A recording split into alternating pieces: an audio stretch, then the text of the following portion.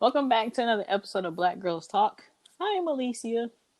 I think y'all know that by now, so I'm probably gonna stop saying that part. But this episode, I have one of the original people part of this podcast, and it's the homie Morgan. Hi, hey. Hey girl, hey. So today we're gonna talk about love, loyalty, and relationship. It's more about like finding love at our age, I wanna say. Yes, let's get into it. I think in the previous episodes I have said like I kind of got a relationship. I don't think I really spoke about my past life, but I did recently get out of a relationship. It was like a year and a half, and that shit like ended in November. And I feel like with this, or with our generation now and the times we're living in, majority of us probably not gonna settle until we probably in our 30s. And then I'm a strong believer of not trying to search for love, just let it come to you. Same. And what this generation definitely do lack of is fucking loyalty. Don't nobody know it. Everybody got a different definitions of it. And I think that's where some relationships fail when it comes to loyalty and respect and trust. Definitely. Now, ain't you in a relationship, if I'm not mistaken? Yes, I am in a relationship. Me and my boyfriend will be 2 years dating in August, and then our relationship officially will be 2 years in next January. I love my boyfriend. He's absolutely amazing. He kind of popped up when I wasn't even expecting it. It was really breathtaking. Can't even lie. When I met him, I had like gotten out of not even a relationship, a situationship, and I was starting my spiritual journey and trying to find myself and trying to learn self-love and putting me first, my happiness first and everything. And for a long time, for like about maybe 6 months, I kept to myself and I was curving everybody who came my way.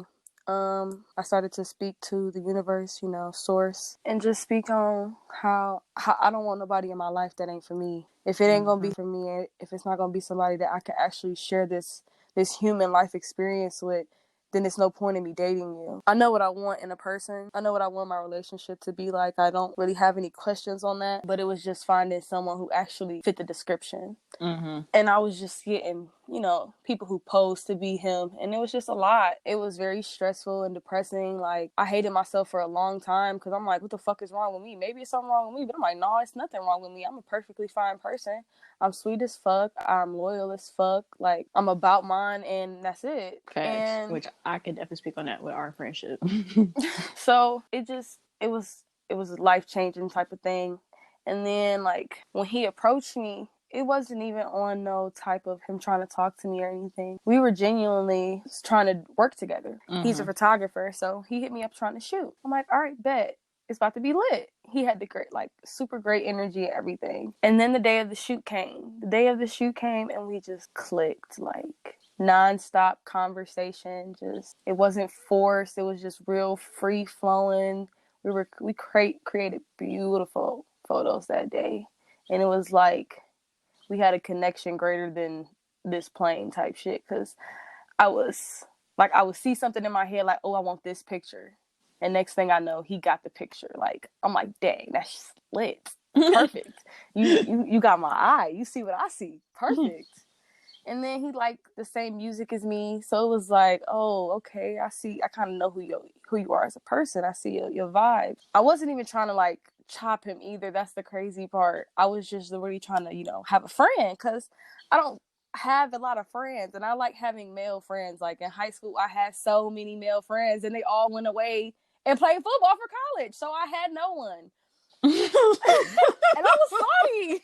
Nah, for real. Because, like, when it came to, like, because, Gary, Xavier, and Christian were, like, my bros. Cameron, Cameron was me and Cameron were yin and yang, but a bitch popped up. That nigga went to the sunken place and then decided to pop up and said, I risen. I'm just like, all right, sir, we'll see. No, for real. But, yeah. And then it was just, it was history after that. I texted him that night. I just was trying, like, I was just like, you're very handsome, and I think that you're a cool person, and I would like to hang out with you more. You're cool. And after that, it was over with. It kind of remind me of my old thing, but like, because he genuinely looked out for me. Like, there was one night I was working at the Browns, and Uber was also bullshit. Uber and Lyft was on some surge thing, talking about $50 and shit. I was like, oh yeah, no. Especially downtown. That definitely skyrocketed after real the quick. game. I was just like, oh Real no. quick. So I walked to my friends. So all three of the coworkers of mine, was two of us, so it was three technically, counting me.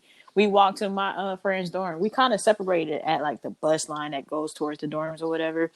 And I stayed over there. I was like, okay, I'm a little farther away from down like from the stadium, so I'm thinking maybe it'll change. And nah, it was still $50-something. So I'm like, all right. At the time, me and him would still get to know each other. Like, he did ask me to go on a date. I'm just like, I don't know or whatever. And I'm like socially awkward for real, for real. Yeah.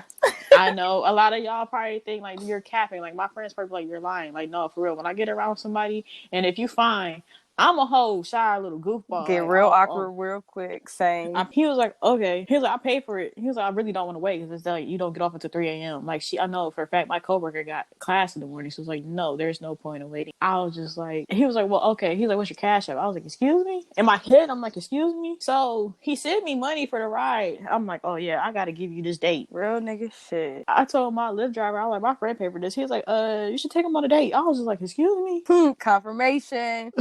Confirmation. So one time, at the time I was working at the Indians in the Brown. So one night I was getting off work and I was like, you want to come over like on some chill, nonchalant shit? Because I really like, I told my friend, like, bro, if we go on this first date, you might not like me anymore. So I'd rather you just let you come into my environment so I could be calm and be myself and all like that. He was so iffy about it for a second because he was like, no, like he was like, I'm really that attracted to you. That's why I didn't really want to come over. So I was just like, all right, comes over. And it just seemed like I originally just wanted to hug him. Like I was like, it was like my man's home. Like that's how I feel. Like my man was home. So I was like, okay, like I was just staring at him. He was just like, I remember he was like, why are you looking at me like that? I'm like, I don't know. I'm just looking. I'm analyzing the situation. And I ordered food. Totally forgot I ordered food for a second. I sat there and ate my chicken wings and fries. Like this nigga been around for years. Like we just sat there and kicked it like it was nothing. Yeah, that's the best. The next day or 2 days afterwards, we went on our actual first date. Like I couldn't help but to keep staring at him. And then we thug it out for like a year and a half. We had like a lot of ups and downs to the point where it's just like you would have think the relationship shouldn't have lasted as long as it did. But we tried. But it is what it is. Sometimes you meet the person that's for you, but it's just not the right time to. Like I needed that relationship though. Because it was my first actual adulthood relationship. Yeah. Because, I had literally had not dated nobody since high school. Like, my senior year, after that situation happened the senior year, I was cut off cool. That's what Kemper came alive. About to play these games like these niggas. Yeah. Fuck y'all. Because y'all not about to hurt me no more.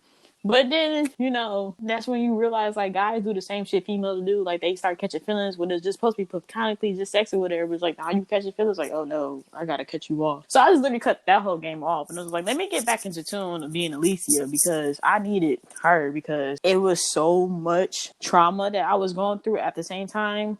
Between coming out of high school and then going into that relationship. Now the relationship ended and all like that. And the irony of everything is just like all my blessings came my way. I ended up getting into a new position at my old job. Ended up getting a new place. Finally started a podcast. Like everything finally started to go on a roll. So it was just awkward because I remember we used to talk about this and how like, at the end of the year we're supposed to be engaged and stuff like that. But it just seemed like how I lost that person. I lost a lot of shit after that relationship. But as soon as the new year kicked in, everything I didn't work for started to broke in. So it's just like I needed. So it's looking like, like you really were the issue because like once you left, everything started going right for me. But one thing we don't have an issue with was the loyalty because he would ride for me and I would ride for him. But for someone like me who came from a lot of trauma from childhood that's still working through it, I ain't got no trust. Yeah. And I told y'all, I was like, look, I may not trust y'all, but I got faith in my friends. Like, I got faith in the people that's in my life. But it takes a minute. I may not admit it, but at the end of the day, there got to be some type of trust for me to have these people around. Yeah. And I feel like this generation really do kind of fucks trust up. Yeah. I feel like a lot of that happens with not being honest. I feel like honesty is everything. Honesty is genuinely everything. Like, say you start dating somebody. You state how you feel. You state what your reason is for talking to this person. And it's just like, if you state that, anything that falls afterward, it's invalid. Like, you already, like, if you catch feelings and y'all already stated how y'all wasn't trying to be in a relationship, you can't get mad about certain shit.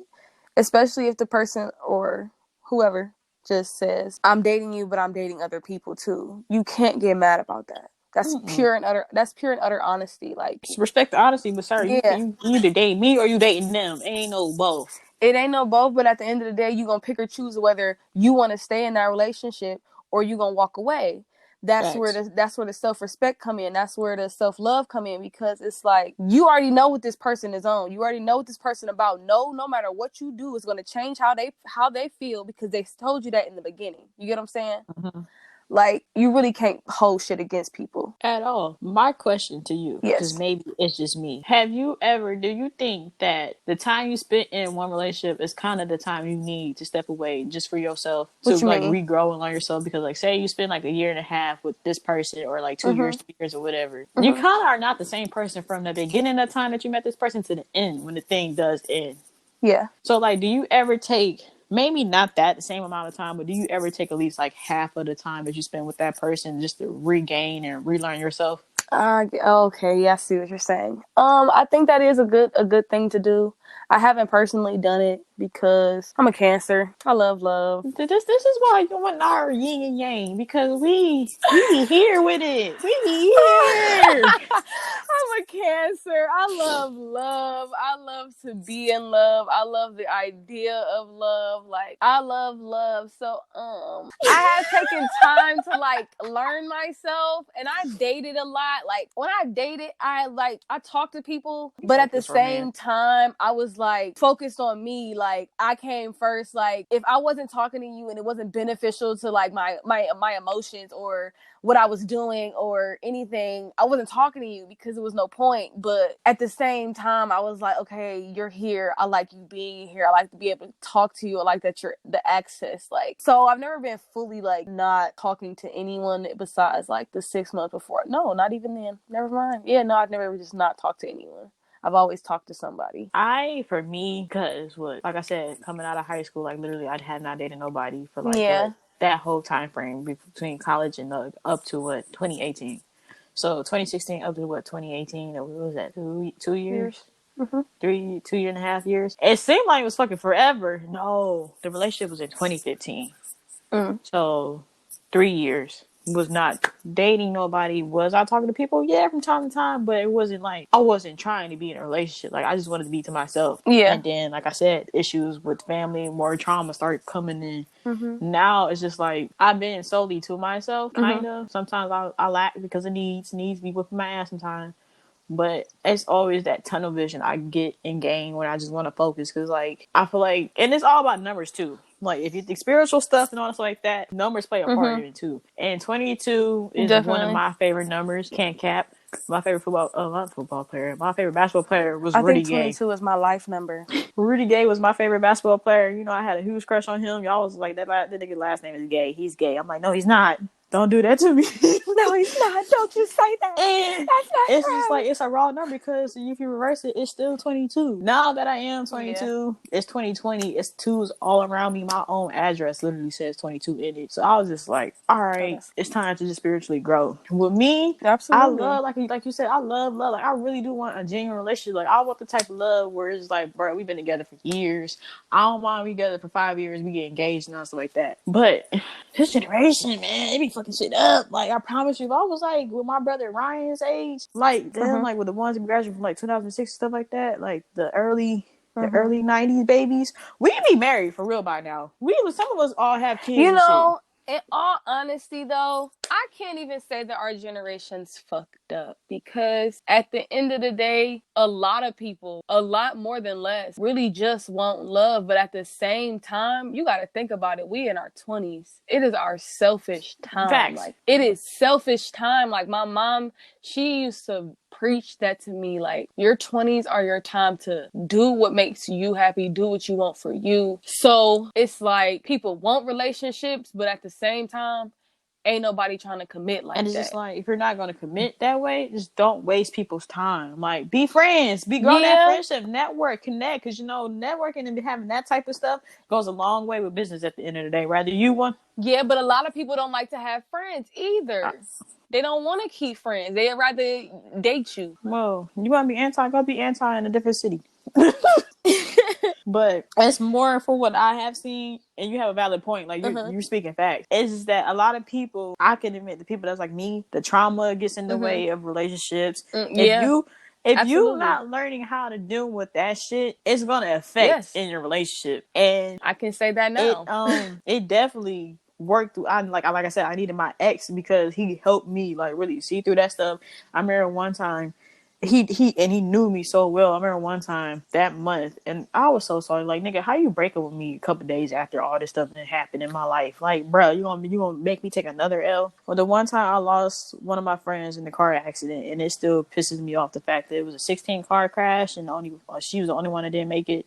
That don't make no sense. That was her time. Not even I trying to be know, and it's like just that like it morbid, literally took but like yeah. it literally. But you think about it, it took 16 cars to take her out. Yeah, and things that happen like that, it's just it was then like And I just it's know she she was happy. probably it Like was just I at the end of the yeah, day, it was probably going like she was yeah, happy. that's Like and it hard. sucked because like we haven't spoken in a minute. And you know, sometimes you and I went through this little phase in our life where like something pops off, and it's just like Mhm. we butt heads for a second, and then it's like other than that, we just separate. We don't talk about it. We just let Mhm. it breathe or whatever. And that's when I reached out to you because when I lost her, it was like time is so precious, and like Mhm. she Time is was like definitely of my the sister, essence. and I'm like, yo, I need to fix this with Morgan because Morgan is my sister too, and I'll be damn some shit happen and me and you don't speak ever again, and then like we lose one Yeah. another. So I reached out to you and I literally just poured my heart out because that night I was crying. Yeah. And it made me realize, like, he called me. He was like, I already know how you are. You not eating. You probably just sleeping the whole entire day. I was like, no, look, hear me out. I'm growing. I actually ate today. I actually brushed my teeth.